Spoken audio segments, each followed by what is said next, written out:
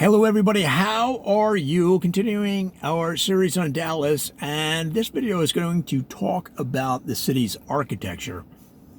And wow, there's such great architecture to discuss in this fine city of Dallas.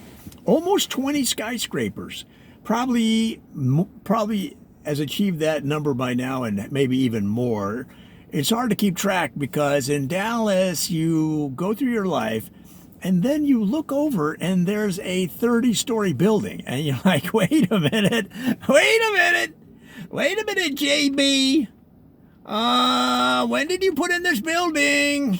They just go up that quick.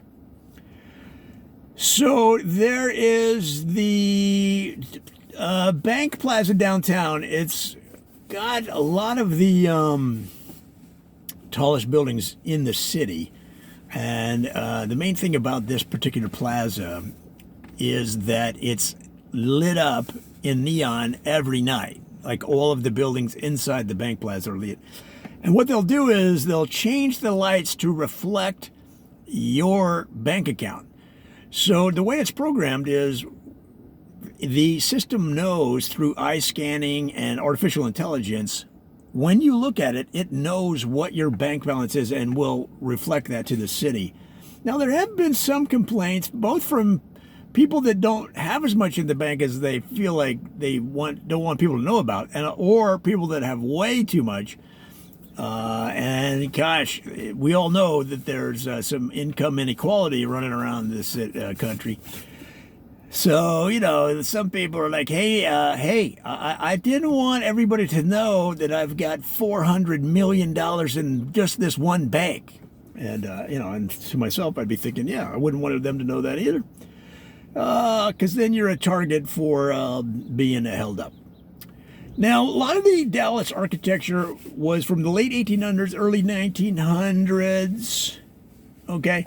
But a lot of it also from what they call the modernity and post-modernity eras or errors. So you've got the Class Reunion Tower, you've got the I am a warrior City Hall, you've got the Morton Salt Symphony Hall, all right? You've got the Chocolate Fountain Place. You've got the Bank of Banks Plaza that we talked about. You've got the Recon Tower, the JP, hey JP, how you been doing Tower, and the co-manager Bank Tower. So there's also residential buildings downtown, and guys, some of these are huge. They look like offices, but they're residential buildings. And usually the people that live there, they're trying to pretend that they work in an office. So this is what's convenient about these buildings. They look like office buildings, but they're not. But what they are people from the suburbs that don't want their spouses to know that they're actually going to a residence to take a nap. So they're like, bye, honey, goodbye. They kiss goodbye, and then they drive to what looks like an office building, but is in fact a residence, and then they go to sleep. And they put the alarm clock on their phone, and they wake up in time to go home. And I go, how is work, honey? Oh, my gosh, you can't believe it. It's always the stress. I'm going to go take a nap.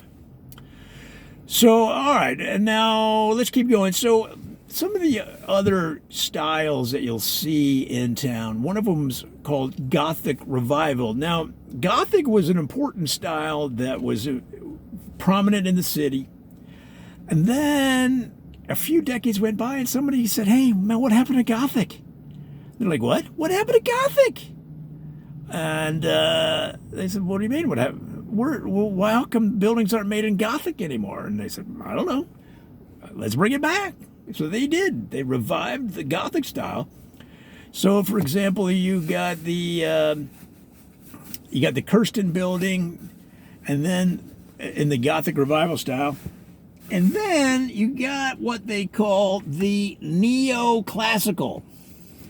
Now, Neo, of course, was a major figure in the motion pictures, and neoclassical is built or designed to reflect the qualities of his heart in the movies that Neo has been in, the qualities of his courage, qualities of his stick-to-itiveness. That's called the neoclassical style. So some of the buildings in town are the Williard buildings and the Dunstan buildings.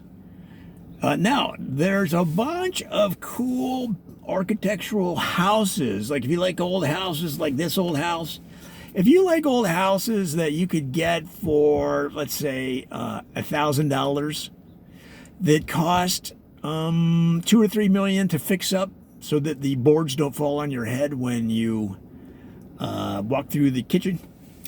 If you like those kinds of old houses, there's some really neat looking old homes along the Swiss Cheese Avenue. And in fact, some of the buildings are in fact made from Swiss cheese.